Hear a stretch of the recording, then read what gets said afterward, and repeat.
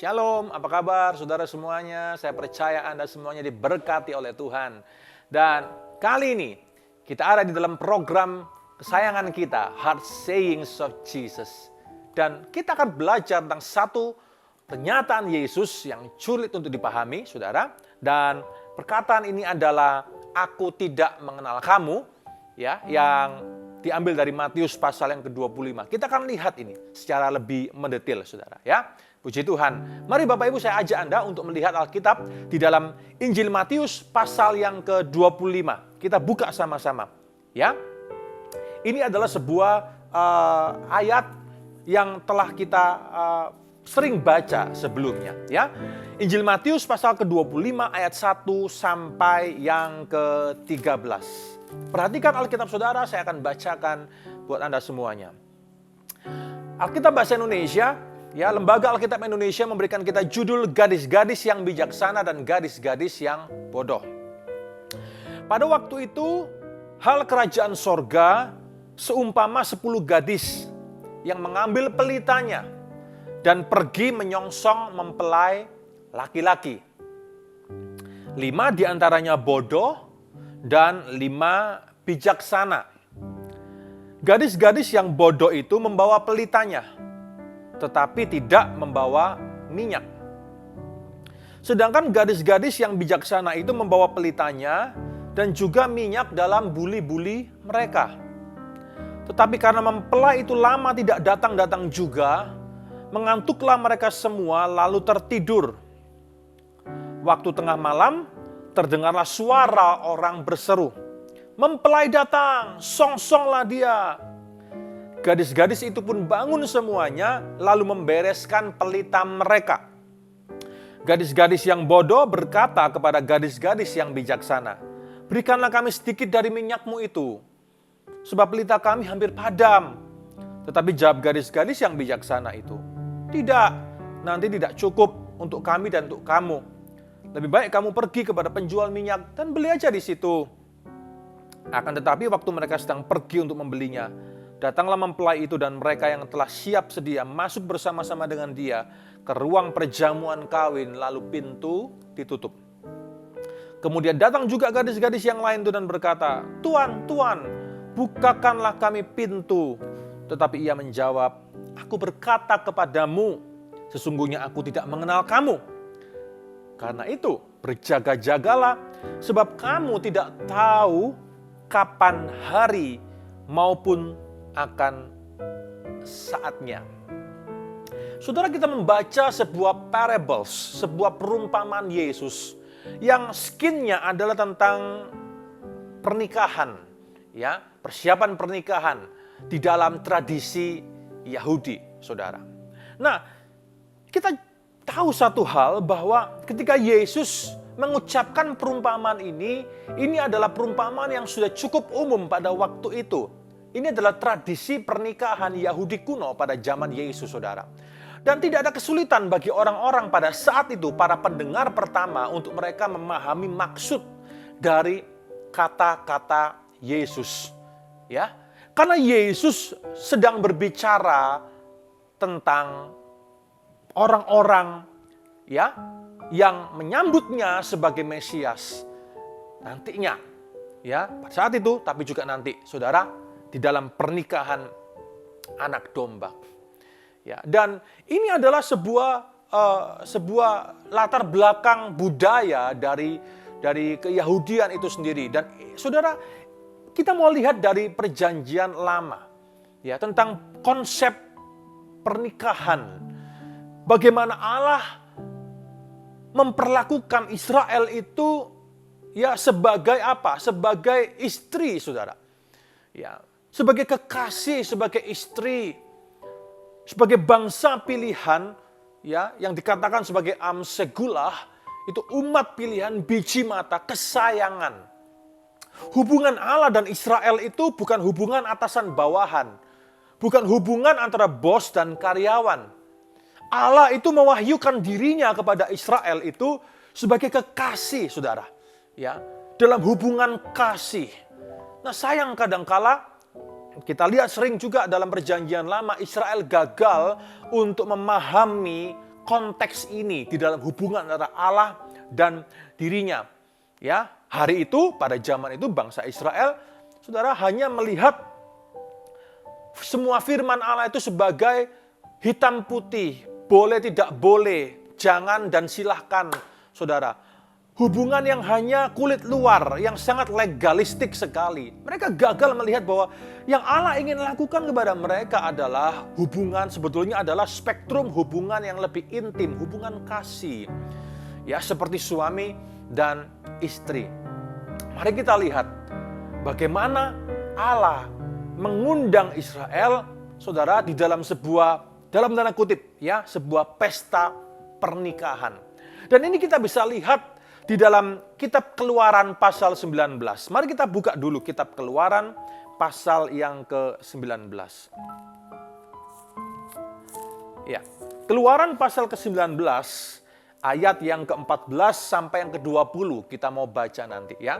Saudara, Alkitab memberikan judul dalam bahasa Indonesia, Tuhan menampakkan diri di Gunung Sinai. Bapak, Ibu, saudara-saudari, ketika mereka keluar dari Mesir menuju ke tanah perjanjian, Allah tidak membawa mereka langsung ke tanah perjanjian. Ya, Allah membawa mereka pertama kali tentu berkeliling di padang gurun, tapi Allah membawa destinasi mereka menuju ke Gunung Sinai. Gunung Sinai itu adalah sebuah situs yang sangat-sangat sakral, situs yang sangat indah. Saya tidak pernah lupa pengalaman saya pertama kali, ya, tahun 2017 ketika pertama kali pergi ke situs Gunung Sinai di kota Saint Catherine di Mesir, saudara. Ya, saya masih ingat pada waktu itu, ya, jam 10 malam naik, saudara. Ya, mulai naik ke Gunung Sinai dari bawah, ya, kita harus naik onta terlebih dahulu, ya, separuh perjalanan, ya, sampai kita berhenti di satu pos, lalu kemudian kita harus naik sekitar 756 anak tangga ke atas, saudara. Tapi hari itu saking pinginnya saya, ya, waktu itu sudah 0 derajat, sangat dingin sekali, tapi saking pinginnya sampai ke atas, ya, sampai di mana loh batu itu dinyatakan, ya, diturunkan, saudara. Lalu kemudian saya pun naik ke atas, ya, sekalipun berat, tapi tetap karena dengan semangat naik sampai ke atas. Sampai juga di atas. Ya, lalu kemudian berdoa di atas, ya, menghabiskan waktu sekitar setengah jam di atas dan kita harus segera turun kembali. Ya, karena sangat dingin sekali. Nah, Bapak Ibu perhatikan di sini. Ketika mereka dibawa keluar ke Mesir, saudara, Allah itu ingin menyatakan dirinya lebih kepada Israel ini loh. Bukan hanya sebagai pembebas. Bukan hanya sebagai Allah yang sanggup membuat mujizat, membelah Laut Merah, ya, memberikan mereka mana, memberikan mereka daging untuk dimakan dan semuanya. Tapi Allah ingin menyatakan bukan pekerjaan tangannya, Allah ingin menyatakan siapa pribadinya, siapa dirinya sesungguhnya kepada Israel. Dan Bapak, Ibu, saudara-saudari, inilah kegagalan mereka pada saat, dan mari saya beritahu, ini juga kegagalan banyak sekali orang-orang Kristen bahkan sampai hari ini. Kita cenderung hanya ingin mengejar tangan Tuhan, bukan? Kita hanya ingin mengejar mujizat Tuhan, kita hanya ingin mengejar karya-karya Tuhan, mungkin berkat Tuhan, saudara, apa yang tangan Tuhan bisa lakukan. Sama itu, sama Israel pada saat itu, saudara, ya, mereka bangga melihat bagaimana Allah membelah Laut Merah, Allah memberkati mereka dengan mana, Allah kasih mereka roti, Allah kasih mereka daging, dan semua apapun yang Allah bisa kerjakan. Oke, itu mungkin lumrah pada awal-awal. Mengapa? Karena mereka masih bayi, mereka masih belum mengenal. Tetapi Allah tidak membiarkan Israel tinggal dalam zona nyaman, di dalam kemanjaan rohani.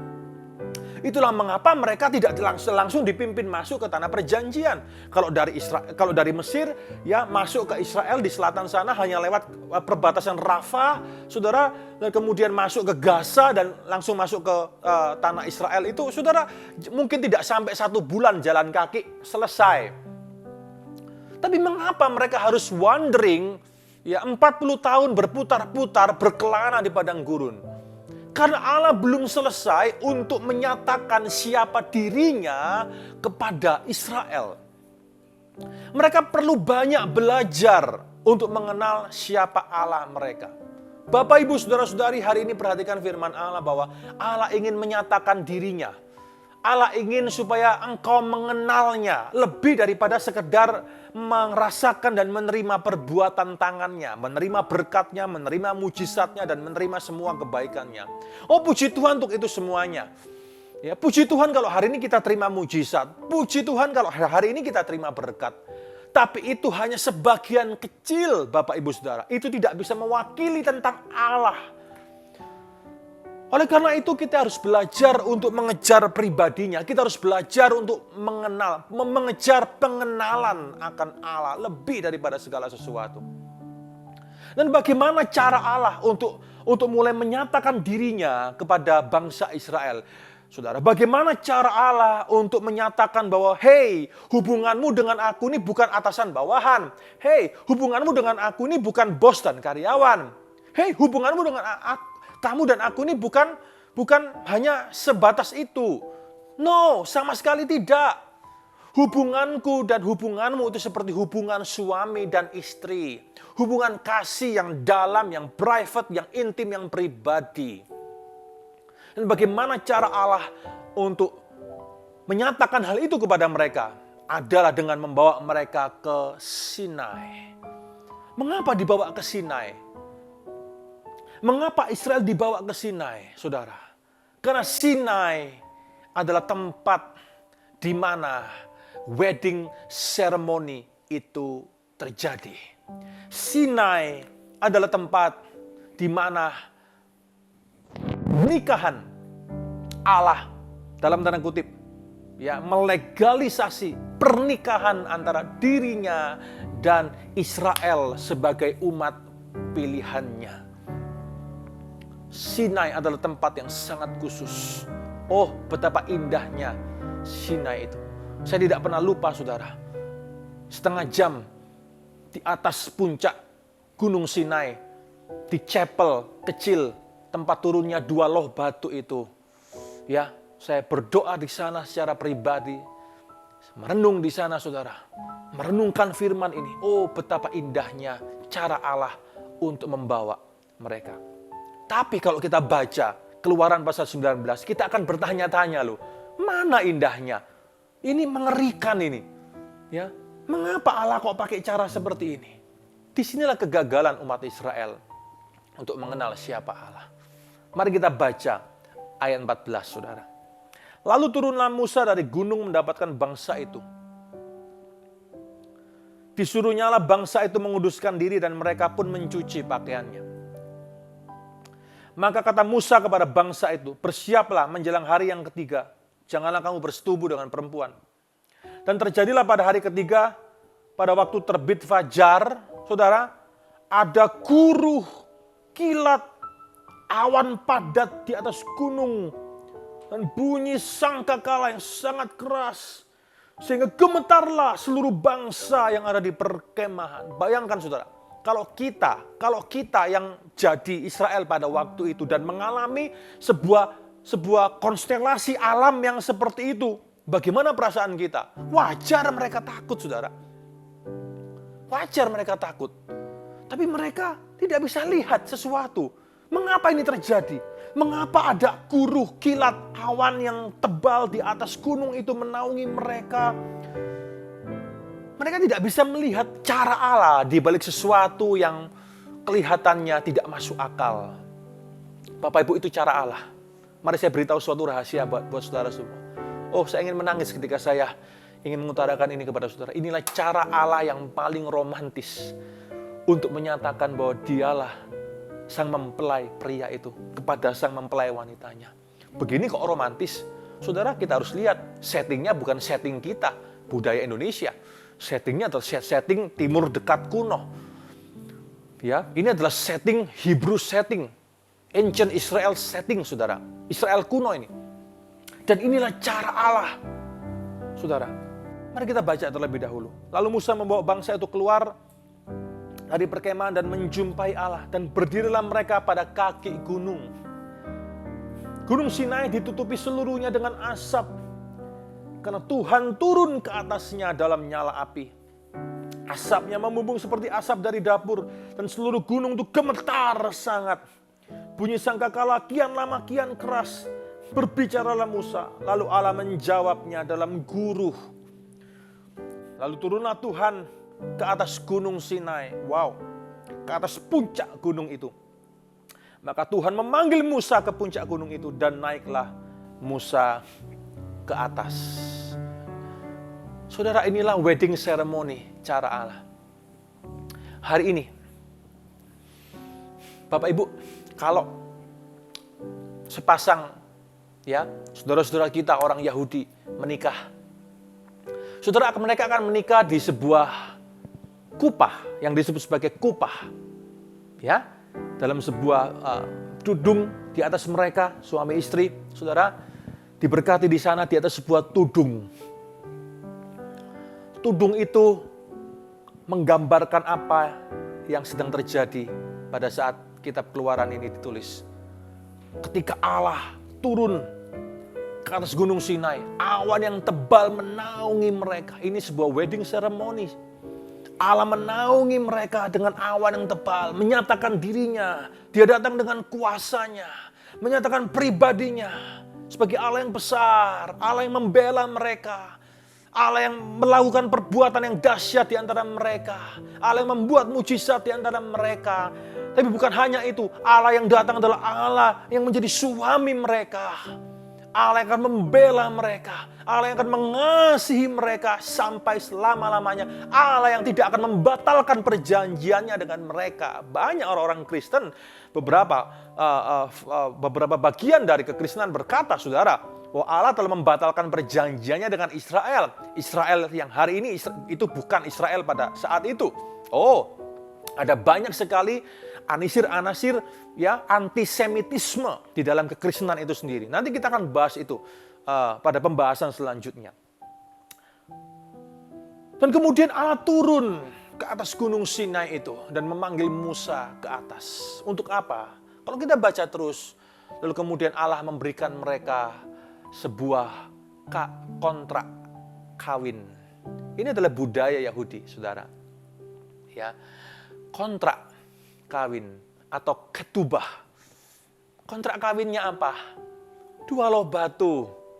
Perhatikan, dua loh batu itu bukan hanya jangan. Banyak kita tidak bisa melihat makna terdalam dari 2 loh batu itu. Hukum moral itu, saudara. Jangan kita hanya melihat jangan.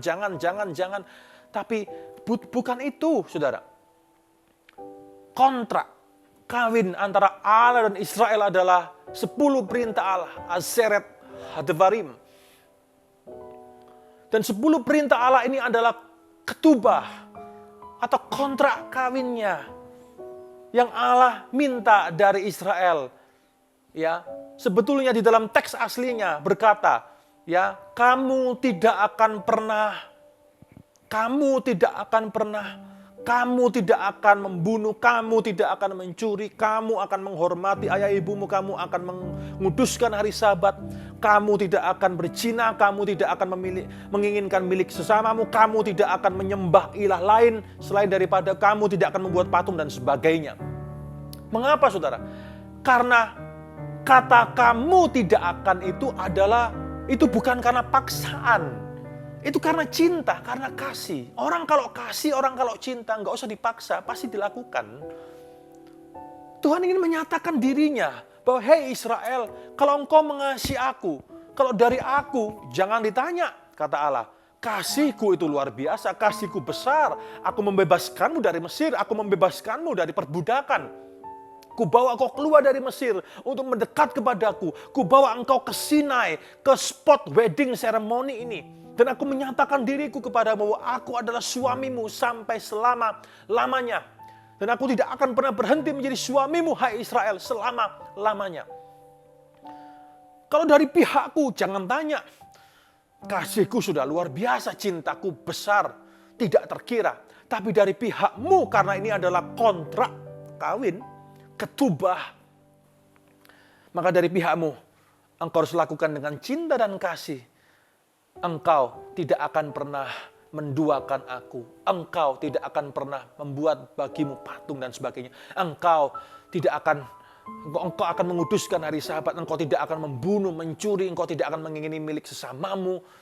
Dan Allah memberikan hukum-hukum moral, kontrak kawin untuk membuat mempelai wanitanya ini menjadi sangat cantik dan mempesona, saudara, dan layak untuk disebut sebagai mempelai wanita. Hari ini pasangan Yahudi, selain mereka menikah di bawah sebuah kupah, mereka akan menandatangani sebuah ketubah kontrak kawin. Dari mana budaya itu berasal? Dari peristiwa ini. Dan saudara lihat, skenario-skenario ini kemudian dipahami oleh generasi selanjutnya dari Israel. Dan kemudian sampai kepada zaman Yesus. Yesus mengambil allusion dari peristiwa ini, dari pemahaman ini. Dan dia menyatakan dirinya, memberikan sebuah parables atau perumpamaan kepada bangsa Yahudi. Yang hari itu sebagian besar, tidak semua. Banyak orang Yahudi pada saat itu juga percaya Yesus kok. Tapi sebagian besar menolak Yesus. Dan Tuhan datang untuk mengingatkan mereka tentang apa? Tentang sebuah skenario wedding ceremony. Saudara, tentang 5 gadis bijaksana dan 5 gadis bodoh itu loh. Ya, saudara, lihat di sana.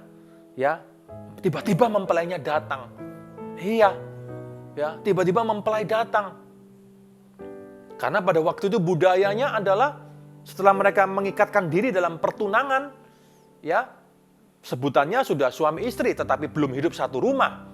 Itu demikian pula dengan Yusuf dan Maria, ya, orang tua Yesus secara jasmani. Saudara, mereka sudah bertunangan, disebut suami istri, tetapi belum dalam satu rumah. Ya, ketika mereka sudah bertunangan, ya, maka sang mempelai pria ini akan pergi kurang lebih sekitar 1 tahun lamanya untuk mempersiapkan segala sesuatu untuk keperluan hidup bersama itu, saudara. Ya, rumah dan semuanya. Nah, dalam kira-kira waktu 1 tahun, ya, kemudian kembali lagi kepada mempelai wanitanya dan mereka akan hidup bersama-sama selamanya. Ini budaya pada saat itu. Dan Yesus mengambil budaya ini dan menyatakan dirinya, kamu tidak tahu loh ya, kamu nggak tahu loh kapan mempelai pria itu akan datang kembali. Ia akan datang. Tidak pernah tahu. Ya, setahun itu pun juga kira-kira belum tentu pas 1 tahun seperti ukuran manusia hari itu, saudara. Maka saat itu seharusnya engkau berjaga-jaga. Kenapa Yesus katakan berjaga-jaga? Berjaga-jaga, berjaga-jaga. Senantiasa berjaga-jaga. Karena kita tidak pernah tahu. Jangan sampai nanti ya kamu seperti gadis yang bodoh itu ketika pintu sudah ditutup, pernikahan dilangsungkan. Maka kamu berkata, Tuhan, Tuhan bukakan pintu. Bukakan pintu. Saudara, ini adalah gambaran orang-orang yang sudah tidak ada lagi jam kasih karunia. Dikasih kesempatan bertobat, nggak mau bertobat terus. Ya, hidup dalam dosa terus, berdosa terus. Sudah banyak dengar firman, ditolak. Dikasih tahu orang tua, ditolak, tidak mau bertobat. Dikasih tahu saudara, ditolak, nggak mau bertobat. Terus menikmati kehidupan dalam dosa, terus bergelimang di dalam dosa, terus terjerembab dalam kehidupan gelap terus. Jangan sampai waktunya telat. Tapi kalau pintu sudah ditutup itu sudah telat. Tapi ia menjawab, aku berkata kepadamu, sesungguhnya aku tidak kenal kamu. Aku tidak kenal kamu. Jangan sampai itu datang kepada kita, saudara. Lukas pasal ke-13 juga menyatakan seperti ini. Ayat 22-30. Saya bacakan buat saudara. Siapa yang diselamatkan? Kemudian Yesus berjalan keliling dari kota ke kota dan dari desa ke desa sambil mengajar dan meneruskan perjalanannya ke Yerusalem. Dan ada seorang yang berkata kepadanya, Tuhan, sedikit sajakah orang yang diselamatkan? Jawab Yesus kepada orang-orang di situ, berjuanglah untuk masuk melalui pintu yang sesak itu. Sebab aku berkata kepadamu, banyak orang akan berusaha untuk masuk tetapi tidak akan dapat. Jika tuan rumah telah bangkit dan telah menutup pintu, kamu akan berdiri di luar, ngetok-ngetok pintu sambil berkata, Tuan, bukakanlah kami pintu. Dan ia akan menjawab dan berkata kepadamu, aku tidak tahu dari mana kamu datang. Maka kamu akan berkata, kamu telah makan dan minum di hadapanmu. Kami telah makan dan minum di hadapanmu dan engkau telah mengajar di jalan-jalan kota kami. Tapi ia akan berkata kepadamu, aku tidak tahu dari mana kamu datang. Enyahlah dari hadapanku, hai kamu sekalian yang melakukan kejahatan. Di sanalah akan terdapat ratap dan kertak gigi. Apabila kamu akan melihat Abraham dan Ishak dan Yakub dan semua nabi dalam kerajaan Allah. Tetapi kamu sendiri akan dicampakkan keluar. Dan orang akan datang dari timur dan barat dan dari utara dan selatan. Dan mereka akan duduk makan di dalam kerajaan Allah. Dan sesungguhnya ada orang yang terakhir yang akan menjadi orang yang terdahulu. Dan ada orang yang terdahulu akan menjadi orang yang terakhir. Matius pasal 7 ayat 21 sampai 23 mengatakan seperti ini. Bukan setiap orang yang berseru kepadaku, Tuhan, Tuhan, akan masuk ke dalam kerajaan sorga. Melainkan dia yang melakukan kehendak Bapakku di surga. Banyak orang hari ini juga berseru-seru, bukan? Jualan nama Tuhan, saudara. Ya, dalam zaman kita yang semakin pasca modern ini, orang bisa jualan nama Tuhan Yesus. Orang bisa catut nama Tuhan Yesus untuk kepentingan pribadi. Ya, di sosial media, di platform-platform digital di mana-mana. Pada hari terakhir, banyak orang akan berseru kepadaku, Tuhan, Tuhan, bukankah kami bernubuat demi namamu? Wah, hebat pelayanannya. Kami mengusir setan demi namamu. Luar biasa, saudara. Banyak orang pelayanannya kelihatannya hebat-hebat. Tetapi sebetulnya jiwanya terhilang. Kok bisa? Oh bisa, saudara. Banyak, kita tidak tahu siapa. Kita juga tidak boleh menghakimi siapa. Mata Allah tahu siapa, saudara. Semoga itu bukan Anda dan saya.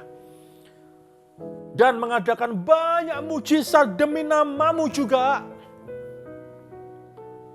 Pada waktu itulah aku akan berterus terang kepada mereka dan berkata, aku tidak pernah kenal kamu.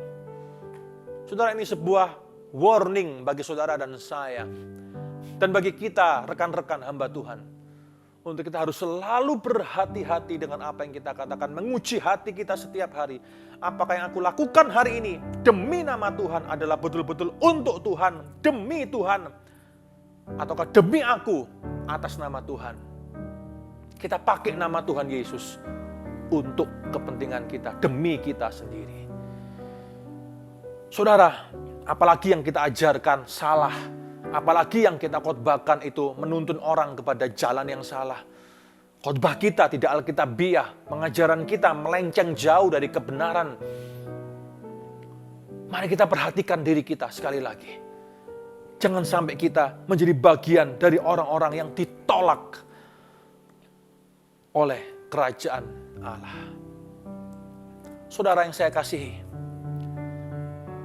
yang pertama, ingatlah, camkanlah hal ini, bahwa Allah ingin menyatakan dirinya kepadamu, bukan hanya sebagai pembebas, pembuat mujizat, pemberkat, dan semuanya. Allah ingin supaya engkau tidak hanya mengenal Dia sedangkal hanya tangannya saja.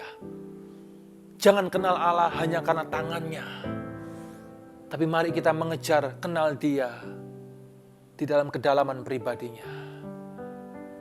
Kalau hari ini Anda seorang suami, Anda pasti ingin istri Anda mengenal Anda bukan hanya karena Anda bisa cukupi kebutuhannya, bukan? Bukan hanya Anda bisa belikan istri Anda mobil, rumah, baju dan semuanya, peralatan make up dan semuanya. Kalau istri Anda suatu saat datang kepada Anda dan berkata, ya aku cinta papi karena papi bisa belikan aku ini itu. Saudara, Anda layak untuk sedih. Mengapa? Karena ternyata istri Anda mencintai Anda hanya karena perbuatan tangan Anda. Tapi apakah hari ini istri Anda, demikian juga sebaliknya, apakah suami Anda mencintai Anda karena because of who you are, pribadimu, bukan apa yang bisa kau berikan kepada pasanganmu. Kalau dengan manusia saja kita bisa merasa seperti itu, apalagi dengan Allah. Saudara, ketahuilah hal ini. Allah ingin engkau mengenal Dia secara pribadi. Pribadinya bukan berkatnya. Pribadinya bukan pekerjaan tangannya.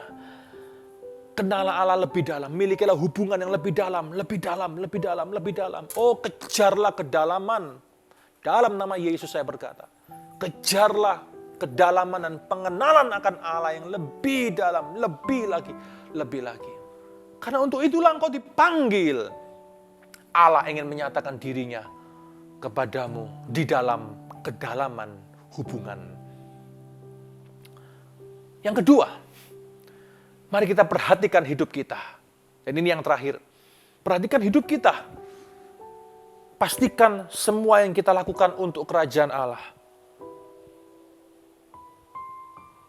Pastikan semuanya, saudara, betul-betul itu murni. Jangan sampai Dia menolak kita setelah semua yang kita lakukan untuk Dia. Setelah beribu-ribu khotbah yang kita berikan. Setelah beribu-ribu pelayanan yang kita lakukan. Akhirnya kita ditolak. Hari ini, mari kita sungguh-sungguh hidup. Supaya pintu kerajaan Allah terbuka bagi kita. Dan kita adalah mempelai-mempelai bijaksana yang akan masuk di dalam pernikahan anak domba Allah. Sudah belajar sesuatu saat ini? Mari kita berdoa bersama-sama. Tuhan Yesus, aku berdoa buat anak-anak-Mu, buat setiap orang yang menyaksikan siaran ini. Hamba berdoa dalam nama Yesus. Biarlah kiranya kami semuanya selalu ingin mengenal Engkau lebih dalam, mengenal Engkau, mengenal pribadimu, bukan hanya pekerjaan tanganmu, ya Tuhan. Bawa kami dalam, jangan biarkan kami terus dangkal. Tuhan Yesus, hari ini singkapkan kebenaran-Mu bagi kami, supaya kami tidak termasuk orang-orang yang pada akhirnya ditolak. Tapi kami akan terlibat masuk bersama-sama sebagai mempelai wanita yang bijaksana dalam pernikahan anak domba Allah. Aku berdoa, hamba berdoa dalam nama Yesus. Bila hidup kami sungguh-sungguh untuk menyenangkan hati-Mu. Engkau kekasih jiwa kami. Engkau adalah mempelai pria kami. Terima kasih Tuhan. Terima kasih. We love you Lord Jesus. Dan ajar kami untuk mencintai Engkau setiap hari. Because love never fails. Dari sudut Tuhan, love already never failed. Dari sudut kami harus latihan setiap hari. Bagaimana memiliki love that never fails to God. Apapun yang terjadi ya Tuhan, baik buruk, apapun yang menimpa kami, our love will never fail to God. Terima kasih Tuhan Yesus. Di dalam nama Tuhan kami Yesus Kristus kami berdoa. Haleluya. Amin. Tuhan Yesus memberkati saudara semuanya. Shalom.